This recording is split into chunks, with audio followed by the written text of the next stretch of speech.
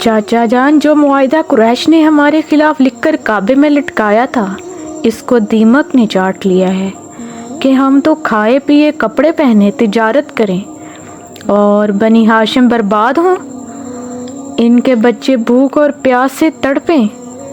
جب محمد نہیں رہے گا تو اس کا دین باقی کیسے بچے گا؟ بسم اللہ الرحمن الرحیم۔ السلام علیکم۔ اللہ کے نام سے شروع جو بڑا مہربان نہایت رحم کرنے والا ہے۔ میں محمد تمہارے حوالے کرنے کو تیار ہوں۔ بنی ہاشم کو شیب کی سختیاں اٹھاتے ہوئے 1 سال گزرا، پھر دوسرا اور اب تیسرا سال بھی گزر گیا ہے۔ ان 3 سالوں میں بنی ہاشم نے رسول اللہ صلی اللہ علیہ وسلم کا بھرپور ساتھ دیتے ہوئے ہر تکلیف برداشت کی ہے۔ مکہ میں جو لوگ اس معاہدے کے لکھے جانے کے مخالف تھے، انہیں اب زیادہ تکلیف محسوس ہونے لگی کہ یہ ذرا ظلم اور زیادتی ہے۔ قریش مکہ کے بعض لوگوں نے گزرے ہوئے 3 سالوں میں یہ کوشش کی ہے کہ بنی ہاشم کا سوشل بائیکاٹ ختم کروایا جا سکے۔ قریش اسی لیے 2 ہی صورتوں میں تیار ہوتے ہیں: محمد کو ہمارے حوالے کر دو، ہم اس کے ساتھ جو چاہیں سلوک کریں، یا محمد نئے دین سے لا تعلقی اور آئندہ اس کی تبلیغ نہ کرنے کا اعلان کرے۔ یہ شرطیں نہ تو رسول اللہ کو منظور ہیں اور نہ ہی بنی ہاشم کو۔ ان کے لیے شیب کی تکلیفیں اٹھانا رسول اللہ صلی اللہ علیہ وسلم کو قریش کے حوالے کرنے سے آسان ہے۔ ہشام بن عمرو ایک دن زبیر بن ابو امیہ کے پاس آیا۔ دونوں شروع دن سے ہی بنی ہاشم کے سوشل بائیکاٹ کے خلاف ہیں۔ زبیر بن ابو امیہ رسول اللہ صلی اللہ علیہ وسلم کی پھوپھی عاتکہ بنت عبد المطلب کا بیٹا ہے۔ ہشام نے زبیر سے کہا، کیا تم یہ برداشت کرتے ہو کہ تمہارے بچے تو خوب کھا پی کر سوئیں؟ تم اپنی زندگی سکون سے گزارو جبکہ تمہارے ماموں اور ان کے بچے کھانے کے لیے ترسیں۔ کیا یہ کسی طرح بھی مناسب ہے؟ زبیر جواباً کہہ رہا ہے، میں اکیلا اس معاملے میں کیا کر سکتا ہوں؟ اگر کوئی دوسرا میرے ساتھ ہو تو قریش کا لکھا ہوا معاہدہ پھاڑ ڈالو۔ ہشام اسے بتا رہا ہے، ایک اور آدمی تو موجود ہے۔ زبیر پوچھ رہا ہے، وہ کون ہے؟ ہشام کہہ رہا ہے، وہ دوسرا آدمی میں ہوں۔ اس پر زبیر ابو امیہ نے کہا، تو پھر تیسرا تلاش کرو۔ ہشام مطعم بن عدی بن نوفل کے پاس آیا ہے۔ ہشام نے رشتہ داری کا حوالہ دے کر وہ مطعم بن کو ملامت کرنا شروع کر دیا۔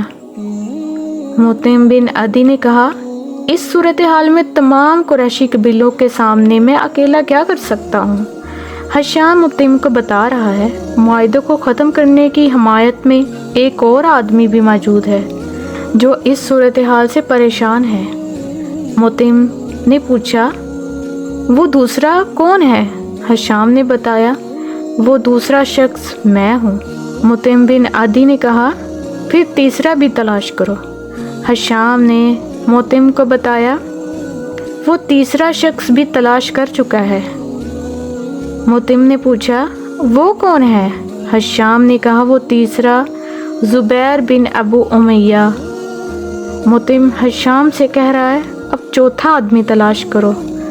ہشام نے مکہ میں بنی ہاشم کے لیے نرم گوشہ رکھنے والے لوگوں پر غور کیا اور ابو البختری کے پاس چلایا۔ اس سے بھی وہی گفتگو ہوئی جو مطعم بن عدی سے ہوئی۔ ابو البختری پوچھ رہا ہے، بھلا کوئی اور بھی اس خیال کا حامی ہے؟ ہشام نے اسے بتایا کہ زبیر بن ابو امیہ، مطعم بن عدی اور میں۔ ابو البختری نے ہشام کو مشورہ دیا کہ 5واں آدمی بھی ڈھونڈو، اس کوشش میں کہ بنی ہاشم کے خلاف سوشل بائیکاٹ ختم ہو۔ ہشام اب زما بن اسود بن مطلب بن اسد کے پاس آیا ہے۔ اسے بھی رشتہ داری یاد دلاتے ہوئے بنی ہاشم پر ہونے والے ظلم کی خلاف مدد دینے کے لیے کہا۔ زما بن اسود کا سوال بھی وہی ہے، اس بات کا کوئی اور بھی حامی ہے؟ ہشام نے سب کے نام گنوائے۔ अगले दिन ये सब मक्का के बलाई इलाके हुजून के पास जमा हुए और आपस में वादा किया कि हम बनी हाशिम पर होने वाले जुल्म के खिलाफ हैं और कुरैश का लिखा हुआ मुआहिदा फाड़ डालेंगे। ज़ुबैर बिन अबू उमैया कह रहा है, इसकी इब्तिदा मैं करूँगा, यानी सबसे पहले मैं बोलूँगा।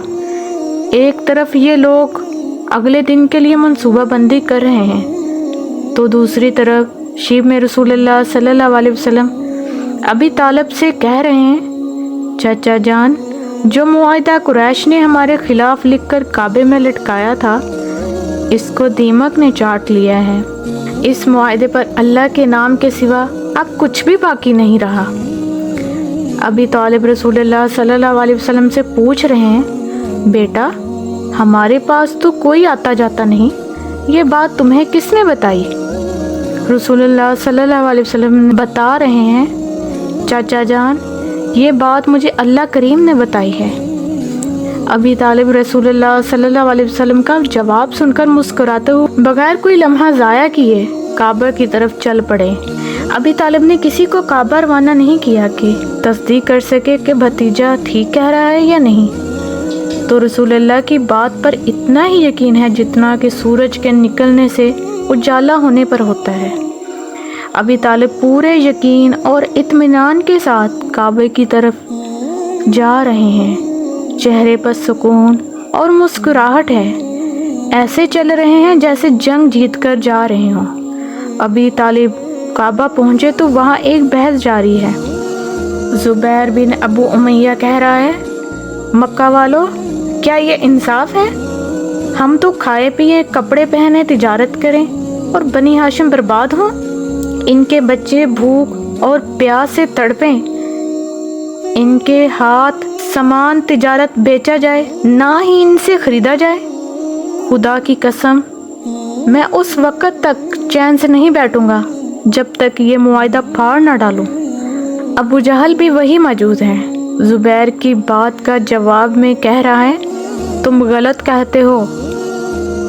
खुदा की कसम, इस मुआहिदे को कोई नहीं फाड़ सकता। इस पर ज़मा बिन असवद कह रहा है, इब्ने हशाम, ज़ुबैर नहीं, तुम गलत कहते हो। हम इस वक़्त भी खिलाफ थे जब ये मुआहिदा लिखा गया था। अबुल बख्तरी इस बहस में हिस्सा लेते हुए कह रहा है, ज़मा ठीक कह रहा है। इस मुआहिदे में जो कुछ लिखा गया है, ना हम इसके हामी हैं और ना इसे मज़ीद मानने के लिए तैयार हैं। मुतिम बिन अदी कह रहा है, तुम ठीक कह रहे हो। जो कोई तुम्हारी बात के खिलाफ कह रहा है वो गलत है। हम इस मुआहिदे और इसमें लिखी हुई इबारत में बरी ज़िम्मे हैं। हशाम बिन अम्र भी इनकी हमायत में बोल रहा है। अबू जहल एक होशियार आदमी है, सारा मामला समझते हुए कह रहा है, अच्छा, तो ये बात रात की तारीकी में तय कर ली गई है। इसका मशवरा यहाँ नहीं हो रहा बल्कि कहीं और हो चुका है। अबी तालिब सबको मुखातिब करते हुए कह रहे हैं, मैं मोहम्मद को तुम्हारे हवाले करने को तैयार हूँ। ये सुनकर सब सन्नाटा छा गया। बनी हाशिम की हिमायत करने वालों के चेहरे उतर गए। कुरैशी सरदारों की आंखों में चमक वाज़िया नज़र आ रही है। कुरैशी सरदार एक दूसरे से कह रहे हैं, आखिरकार बनी हाशिम की हिम्मत जवाब दे ही गई, लेकिन 3 साल बाद अगर ये लोग पहले ही हमारी बात मान जाते तो आज इतनी मुश्किलें ना उठानी पड़ती। खैर, हम तो कामयाब हो ही गए हैं। अब हम मोहम्मद के साथ जो चाहें सलूक करेंगे। हमारे खुदाओं लात, मनात, उज़ुल, हुबुल को बुरा बुला कहने वाला अब कोई बाकी नहीं रहेगा। जब मोहम्मद नहीं रहेगा तो इसका दीन कैसे बाकी बचेगा? अबी तालिब इनकी बातें सुनकर मुस्कुराते हुए कह रहे हैं, अगर मोहम्मद की बात गलत साबित हो जाए तो मैं तुम्हारे हवाले करने को तैयार हूँ। जहाँ मौजूद लोग अबी तालिब की बात गौर से सुनकर पूछ रहे हैं, कौन सी बात गलत साबित हो जाएगी? तो आप मोहम्मद को हमारे हवाले कर देंगे? अबी तालिब ने कहा, محمد نے بتایا ہے کہ جو معاہدہ تم نے ہمارے خلاف لکھ کر کعبے میں لٹکایا تھا اسے دیمک نے چاٹ لیا ہے، اس پر اللہ کے نام کے سوا کچھ باقی نہیں رہا۔ یہاں بیٹھے ہوئے لوگ کہہ رہے ہیں کہ ابی طالب نے ایک بات تو انصاف والی کی ہے۔ مطعم بن عدی کعبے کے اندر گیا تو دیکھتا ہے کہ معاہدہ دیمک چاٹ چکی ہے، صرف اللہ کا نام باقی ہے۔ اس طرح ظلم والا بائیکاٹ 3 سال بعد 10 نبوی میں ختم ہوا۔ بنی ہاشم نے رسول اللہ کی حفاظت کا وعدہ پورا کیا اور کسی بھی حال میں انہیں اکیلا نہیں چھوڑا۔ رسول اللہ اور بنی ہاشم مکہ میں اپنے گھر واپس آ گئے۔ بنی ہاشم شیب سے نکلتے ہیں تو ان سب کا برا حال ہے، سب کے رنگ جل کر سیاہ ہو چکے، جسم کی ہڈیاں باہر نکل آئی ہیں۔ دوسری طرف معاہدہ تحریر کرنے والے منصور بن اکرمہ بن ہاشم کا بازو سوکھ کر ناکارہ ہو گیا۔ قریش اسے جادو قرار دے رہے ہیں۔ اللہ کریم قرآن پاک میں ارشاد فرماتا ہے، یہ لوگ اگر کوئی نشانی دیکھتے ہیں تو اس پر غور کرنے کی بجائے کہتے ہیں یہ تو بہت ہی زبردست جادو ہے۔ شیب سے واپس آ کر ابی طالب بیماری سے اٹھ نہیں سکے اور تقریباً 8 مہینے بعد شعبان 10 نبوی کو وفات پا گئے۔ ولید یہ بات کھلے عام کہتا ہے، مال و دولت سے بھی میں بہتر ہوں، کیا میرے ہوتے ہوئے محمد پر وہی آ سکتی ہے؟